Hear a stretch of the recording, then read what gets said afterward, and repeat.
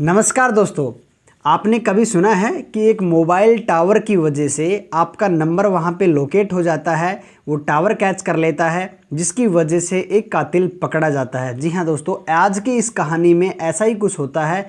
बस उसने कुछ सबूत नहीं छोड़े थे, इतना सा सबूत कि मोबाइल टावर यहाँ पे और पकड़ जाता है और उसकी वजह से ही किस तरीके से पहेली सुलझ जाती है और कड़ियाँ कड़ियाँ जोड़ते हुए एक कातिल पकड़ा जाता है। आपको एक खबर और देना चाहता हूँ, इसमें ट्विस्ट इस चीज़ का है कि कभी आपने देखा हो कि हमेशा सुनने में ये आता है कि जब पूरी घटना हो जाती है और वहाँ से कातिल फरार हो जाता है तब जाके पुलिस आती है। यानी कि पुलिस आती है, 100 नंबर पे कॉल करो तो पुलिस बाद में आती है, ऐसा लोगों का कहना है। किंतु आज की इस घटना में बिल्कुल उल्टा है। क्राइम सीन पर जो भी आरोपी है उसने अपना काम किया और वो पहले से ही पुलिस कस्टडी में बैठा है। सिर्फ 2 घंटे का अंतराल, 2 घंटे पहले ही पुलिस वालों ने इसको गिरफ्तार कर लिया, जबकि कोई खबर ही पुलिस वालों को नहीं आई। तो ये सब कैसे हुआ, चलिए आज की इस घटना में जानते हैं। नमस्कार दोस्तों, मेरा नाम उमाशंकर है और मैं ऐसी ही घटनाएं आपके लिए लाता रहता हूं। तो आप चैनल को सब्सक्राइब करें और हमारी फैमिली का हिस्सा बने। दोस्तों, आप हमारी वीडियो कहाँ कहाँ से देखते हो, आप अपना नाम और गाँव का नाम जरूर लिखें ताकि आने वाली वीडियो में आपका नाम लें। दोस्तों, ये घटना है कर्नाटक के बादामी चिरचागुड्डा। यहाँ पे एक गुड्डू बंद शंकर जी का एक मंदिर लगता है। वहाँ पे 9 दिन का मेला लगता है, अम्मा महोत्सव मनाया जाता है। यहाँ पे बहुत बड़ी संख्या में लोग आते हैं और लगातार 9 दिन तक आते जाते रहते हैं। वहीं पे एक तरफ मेले की तैयारी हो रही थी, तो जब वहाँ पे मेले के अंदर आपको पता है इतना लंबा समय के लिए मेला चलेगा, तो वहाँ पे लूट खसोट चोरी चकारी वाले जो लोग हैं, जेब कतरे जो लोग हैं, वहाँ पे उनकी संख्या थोड़ी बढ़ जाती है। और उनसे बचाव के लिए जो स्टेट पुलिस है वहाँ पे क्या करती है कि सभी पुलिस स्टेशन से पुलिस को एक्स्ट्रा फोर्स कलेक्ट करती है और वहाँ पे उनकी ड्यूटी लगाती है। कारण ये है कि ताकि लोगों को थोड़ी सेफ्टी प्रदान की जा सके, रोड पे कोई किसी प्रकार की वारदात लड़ाई झगड़ा ना हो और उनको लोगों को जो है जितने भी भक्त लोग हैं उनको सेफ्टी प्रदान की जाए, उनको सुविधा मिल सके। तो पुलिस वहाँ पे पेट्रोलिंग करती रहती है। होता यूँ है कि रात को 2 पुलिस वाले बाइक पे पेट्रोलिंग के लिए निकलते हैं। रात का समय था, लगभग रात तो क्या सुबह का ही समय था, 4 बजे थे सुबह के, और 19 नवंबर 2013 की बात है। जी हाँ दोस्तों, मैं अतीत की आपको एक कहानी सुना रहा हूँ जिसका लिंक अब अप्रैल के 8 अप्रैल का से भी है, इसलिए आज मैं घटना आपको सुना रहा हूँ। 8 अप्रैल 2026 का भी लिंक इसमें है। सो ये उस समय पेट्रोलिंग के लिए निकले सुबह 4 बजे, तो देखा कि एक सड़क किनारे एक ऑटो रुका हुआ है। पुलिस वाले देख के कहते हैं कि यार इतनी सुबह ये ऑटो यहाँ पे क्यों रुका हुआ है, क्योंकि पुलिस वालों का काम होता था कि जिस पर भी संदेह हो, चाहे वो गाड़ी में जा रहा हो, चाहे बाइक पे जा रहा हो, चाहे वो खड़ा हो, उससे पूछताछ करेंगे। अगर उसने सही से जवाब दिया और पुलिस वालों को शक नहीं हुआ तो उसको जाने देंगे, अन्यथा उसको थाने लेके जाएंगे। अब पुलिस वाले उस ऑटो के पास जाते हैं। ऑटो के पास जाने के बाद में 2 लोग वहाँ पे बैठे होते हैं। अब दोनों से ही उस पर उन्होंने सवाल किया। सबसे पहला सवाल उनका, क्या नाम है तुम्हारा? तो उन्होंने बताया कि गंगाधर। एक ने बताया गंगाधर, एक ने बताया सफील अब्दुल। और अब्दुल और गंगाधर वहाँ पे आराम से ऑटो के अंदर बैठे, ऐसा लग रहा था किसी का इंतज़ार कर रहे हों। अब पुलिस वालों का दूसरा सवाल था, यहाँ तुम कितनी देर से बैठे हो? तो उन्होंने कहा कि एक व्यक्ति ने कहा कि नहीं जी, हम तो अभी थोड़ी देर पहले आए हैं। एक ने कहा कि नहीं जी, हम तो रात को 10 बजे यहाँ से इंतज़ार कर रहे हैं। फिर उन्होंने पूछा कि तुम यहाँ कर क्या रहे हो, क्यों खड़े हो? उन्होंने कहा कि हम यहाँ पे जो मंदिर है यहाँ पे वेट करने के लिए खड़े हैं ताकि द्वार खुल जाए और हम दर्शन कर लें। दूसरे वाले ने जवाब दिया, नहीं जी, हम तो हमारे दोस्तों का इंतज़ार कर रहे हैं। अब दोनों के मिसमैच आंसर की वजह से पुलिस वालों को शक हो जाता है। एक ही ऑटो में 2 लोग साथ में बैठे हैं, दोनों के गोल्स अलग अलग हैं, कारण क्या है? पुलिस वालों को संदेह होता है। पुलिस वाले उनको महसूस नहीं होने देते हैं। हो सकता है वो भाग जाएं, कुछ भी भागा दौड़ी करें, तो पुलिस वालों को थोड़ी समस्या हो सकती है। तो पुलिस वाले ने दिमाग लगाया और वो ऑटो में आके बैठ गया। वो बोला कि ये पुलिस वाला कहीं और जा रहा है, ये पेट्रोलिंग पे जाएगा, मुझे वापस थाने जाना है, आप मुझे थाने छोड़ दो, उसके बाद आप चले जाना। अब ऑटो वालों ने सोचा कि ठीक है यार, छोड़ देते हैं, पुलिस वाला वैसे है, आके बैठ गया और ये गले पड़ेगा, इसको छोड़ाते हैं यार, अपना काम करेंगे। और वो उसको छोड़ने के लिए थाने चले जाते हैं। पुलिस वाला थाने के सामने उतरता है और बोलता है कि अब आप भी अंदर आ जाओ। अब वो तो फंस गए बेचारे। वो सोचा यार ये क्या सीन है, तो वो सोचा कि ठीक है, कोई पूछताछ करने के लिए बुलाएंगे, ठीक है आ जाएंगे अभी वापस। अंदर जाके बैठ जाते हैं। अब उनसे लगभग 2 घंटे की पूछताछ की जाती है।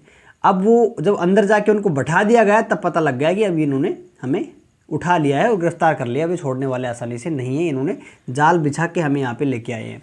पुलिस वालों ने पूछा कि भाई कहाँ से आए थे, क्यों आए हो, किस उद्देश्य से आए हो। तो उन्होंने कहा कि जी हम तो मंदिर के दर्शन करने आए हैं।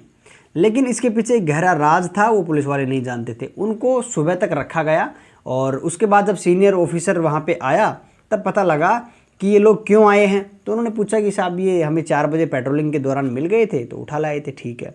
लेकिन तभी एक पुलिस स्टेशन के अंदर घंटी बजती है 6 बजे, और 6 बजे जैसे ही पुलिस वाले ने कॉल उठाया और उनको खबर मिली कि साहब मंदिर के पास ही थोड़ी दूरी पर एक सुमित्रा नाम की महिला के घर में उसका कत्ल हो गया है और उसकी बॉडी वहाँ पे पड़ी हुई है। अब पुलिस वालों ने सोचा यार मंदिर की तैयारियां चल रही हैं, मेला शुरू होने वाला है और मेले के दौरान ये सब क्या हो रहा है। अब पुलिस वालों ने जो भी हो ठीक है यार, एक पुलिस की टीम गठित करी और तुरंत वहाँ पे भेज दी।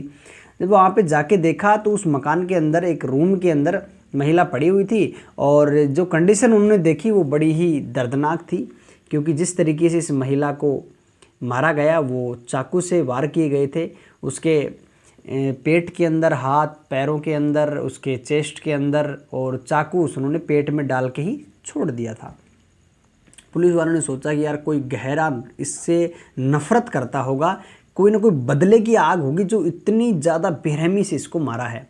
कोई ना कोई नफरत होगी, हो सकता है कि कोई प्रेमी हो और कोई ना कोई वजह रही होगी, उनको पहले ये लगा। लेकिन उसने जब बाकी घर के रूम देखे तो पता लगा कि सारा घर अस्त व्यस्त है और ऐसा लगा कि जैसे चोरी डकैती का काम हो। वहाँ पे कुछ पैसे भी गायब हैं क्योंकि लॉकर खुला था, उसके अंदर पैसे गहने जो भी कुछ थे वो गायब हो गए। अब पुलिस वालों को तो नहीं पता क्या था, लेकिन लॉकर खुला पड़ा था और बाकी भी चीज़ें ऐसे अस्त व्यस्त कर रखी थी जैसे कुछ सामान, कीमती सामान वहाँ से निकाल के लेके गया। अब पुलिस के पास 2 रास्ते थे।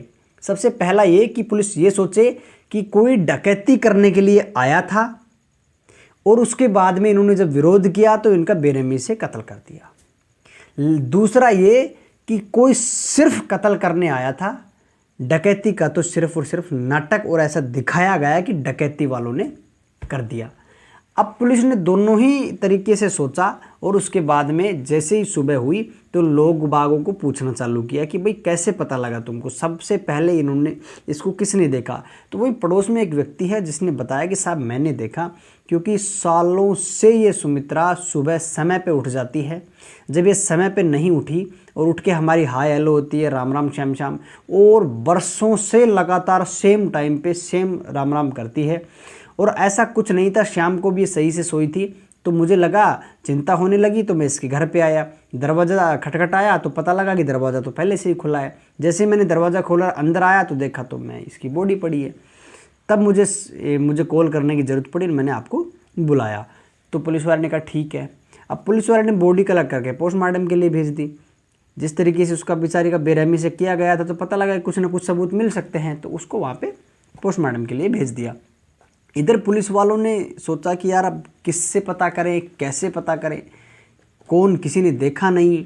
इन्होंने देखा तो बॉडी को देखा, आसपास देखा तो सीसीटीवी कैमरा नहीं, सीसीटीवी कैमरे नहीं है तो फिर अब कैसे देखें। अब उन्होंने एक ही रास्ता उनके पास लगा कि यार कैसे पता लगाएं। तो उन्होंने टावर टीम से, जो हमारी जो कोई भी मोबाइल के टावर वाली जो टीम होती है, जो भी कंपनी होती है, वहाँ के टीम को कांटेक्ट किया और पता लगाया कि यहाँ इस लोकेशन पे, इस टावर पे इतने बजे, रात को 10 बजे से लेकर शाम को सुबह यहाँ पे 6 बजे तक, 19 तारीख को 6 बजे तक किन किन लोगों के मोबाइल एक्टिव थे, कितने नंबर एक्टिव थे इस घर के आसपास।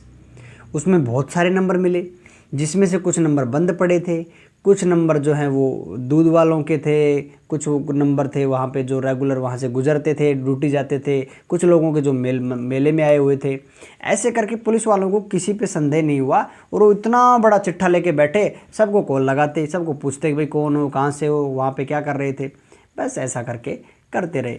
तभी सीनियर पुलिस ऑफिसर कहता है कि ये 2 लोग आप लेके आए थे, इनको बरी क्यों नहीं किया, इनको छोड़ा क्यों नहीं। बोले साहब ये कुछ बता तो रहे नहीं हैं और हमने वहाँ पे इनको पूछा था, ऑटो में हम पेट्रोलिंग करने जब जा रहे थे ऑटो में बैठे मिले थे, इन्होंने अलग अलग जवाब दिए, हमें संदेह हुआ कि 4 बजे क्या कर रहे हैं। उन्होंने दिमाग लगाया, अच्छा 4 बजे, ये 4 बजे क्या कर रहे थे वहाँ पे। बोला कि साहब और खबर कितने बजे आई। बोला 6 बजे, 2 घंटे का अंतराल है। अच्छा इनके नंबर चेक किए तो उस लिस्ट में इनके दोनों नंबर मैच हो गए। ये पुलिस को संदेह हो गया कि इसका कुछ ना कुछ कनेक्शन है, इनके नंबर वहाँ पे कैसे। अब इनका जब लोकेशन वहाँ पे था तो इनसे पूछताछ हुई, हाँ जी भाई बताओ तुम वहाँ क्या कर रहे थे, तुम्हारी लोकेशन वहाँ क्यों है, तुम्हारे उसी सुमित्रा के घर के आसपास तुम्हारी जो है लोकेशन है, और वो 50 साल की महिला, आप उसके घर पे करने क्या गए थे। तो बोला कि साहब हम तो कुछ नहीं करने गए थे, और हम तो बस मंदिर जा रहे थे। लेकिन पुलिस ने थोड़ा सा उनको डराया धमकाया, और जब एक व्यक्ति उसमें से टूट गया, उसने बताया कि साहब देखो हमारा इस कत्ल से तो कोई लेना देना नहीं है, हम वहाँ पे गए थे और वहीं ऑटो में वहीं के वहीं खड़े थे, लेकिन हम 3 लोगों को और लाए थे और 3 लोग हमें कुछ नहीं बताए। उन्होंने बोला था कि हमें बस वहाँ पे लेके चलो और हमें वापस से बैठा के वापस ले आना, बस इतना उन्होंने मुझे कहा था, उसके बाद में हमें कुछ नहीं बताया। ठीक है, कौन 3 लोग थे, उन्होंने 3 लोगों के नाम बताए, किरण, मोहम्मद याकूब और मुजफ्फर। बोला ठीक है, कहाँ हैं ये लोग। बोला कि इन लोगों ने हमें वहाँ पे छोड़ा और बोला कि हम वापस आके तुमसे मिलेंगे, और हमें काफ़ी देर हो गई और ये हम हमारे पास वापस नहीं आए। बोला कि अच्छा, तो तुम इनका ही वेट में थे। इनके वेट में थे, ठीक है। अब ये लोगों के पास कैसे पता लगाएं, तो उधर वहाँ पे उस महिला के रिश्तेदार आ गए। तो पुलिस की जो एक टीम है वो रिश्तेदारों से पूछ रही थी, अड़ोस पड़ोस के लोगों से कि भाई इसकी किसी से दुश्मनी थी क्या, या अकेली क्यों रहती थी। पता लगा कि इसका पति बहुत सालों पहले मर गया था और उसकी पेंशन की वजह से अपनी ये ज़िंदगी काट रही थी, बेचारी अकेली रहती थी। तो उसमें पता लगा कि ये जो 3 लोग हैं इनके नाम पूछे गए कि भाई इनमें से किसी को जानते हो क्या। तो बोला कि यार किरण को जानते हैं, किरण इसकी बहन का बेटा है, यानी कि ये मौसी लगती है। ओहो, पुलिस वालों को समझ में आया, ठीक है इसका लिंक है। अब उसका नंबर कांटेक्ट किया तो पता लगा नंबर ही उसका लोकेशन में नहीं है, दूसरी चीज़ उसका फ़ोन ही स्विच ऑफ है, तो पता कैसे लगाएं। तो ठीक है, अब उन्होंने देखा कि इन लोगों को 4 लोग बच गए हमारे पास, 2 ऑटो वाले और 2 इनके साथ के लोग। अब इनको कैसे पकड़ा जाए, तो इन जो ऑटो वाले जो लोग थे जो कस्टडी में थे, इनको बोलकर उनको कॉल लगाया गया। अब इनके पास उस लड़के का दूसरा नंबर भी था, दूसरे नंबर पे जब कॉल किया तो किरण के पास कॉल लग गया, और कॉल लगा तो बोला कि हाँ किरण तुम कहाँ हो। पुलिस ने पहले ही प्लानिंग कर ली थी। पुलिस ने जो डाटा कलेक्ट किया था वो ये था कि किरण जो है वो अपनी मौसी से बहुत प्रेम करता था, और मौसी भी इससे बहुत प्रेम करती थी, सपोर्ट भी करती थी। अक्सर वो मेले में आया जाया करता था और उस रात को 1-2 दिन वहीं पर रुक के वापस चला जाता था, बाहर रहता था। अब पता लगा कि यार फिर इतना प्यार प्रेम था तो किरण ने मौसी को क्यों मार दिया। तो बोला कि अब तो किरण ही जवाब देगा इस चीज़ का कि भाई प्रॉब्लम क्या थी। तो पुलिस ने प्लानिंग क्या करी कि तुम कॉल तो करोगे इसके पास, लेकिन तुम ये कहोगे कि भाई तुम क्या काम करने के लिए आए थे, चोरी करने के लिए आए थे, क्या करने के लिए आए थे, हमें हमारा हिस्सा दे दो, तुम आए भी नहीं वहाँ पे, क्या चक्कर है, तुम कहाँ हो, तुम यहाँ पे लेके आए तो हमारा पैसा तो दे दो।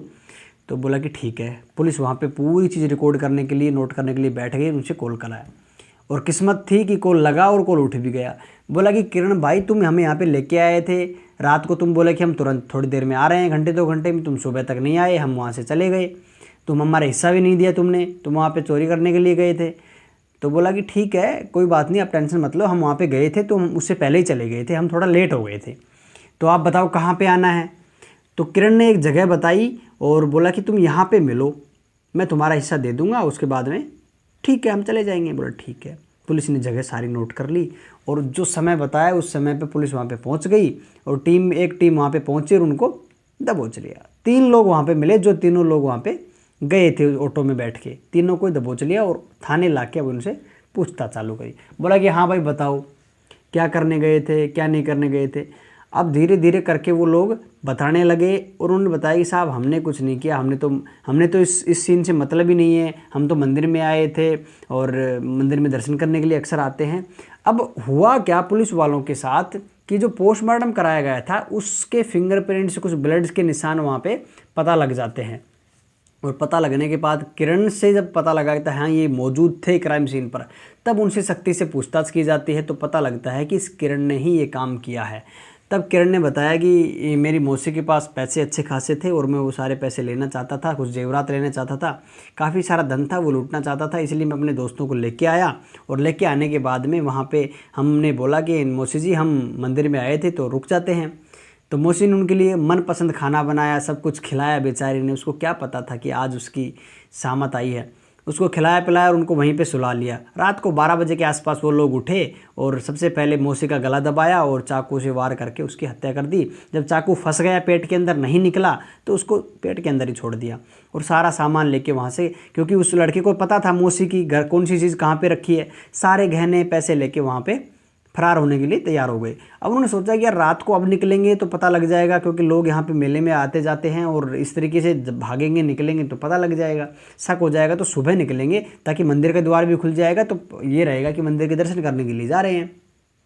तो ठीक है, अब वो वहाँ पे रुक जाते हैं, 5 साढ़े 5 बजे वहाँ से निकल जाते हैं। लेकिन वो उधर जाते हैं जहाँ ऑटो खड़े करके आए थे, वहाँ पे वो मिलता ही नहीं है, इसलिए वो वहाँ से फरार हो जाते हैं। उन्होंने बताया कि बस तुमने सिर्फ पैसों के लिए किया। उन्होंने हाँ पैसों के लिए किया।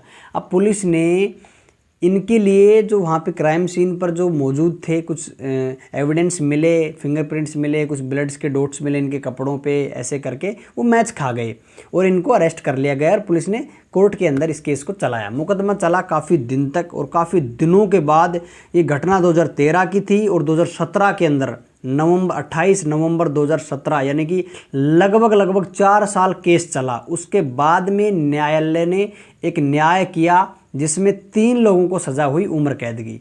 वही 3 लोग जो उस कमरे के अंदर गए थे, किरण और किरण के साथ याकूब और मुजफ्फर, इन लोगों को सज़ा हुई उम्र कैद की। अब बाकी 2 लोग जो ऑटो में बैठे थे, जो पुलिस वालों को मिले थे, उन लोगों को सज़ा नहीं दी।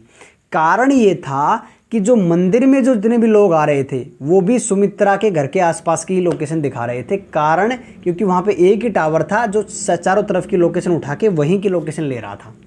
अब इस लोकेशन की वजह से ये पता करना कि ये क्राइम सीन से कनेक्टेड थे या नहीं थे, ये पुलिस की बस की बात नहीं थी और सबूत भी इसकी चीज़ के नहीं थे।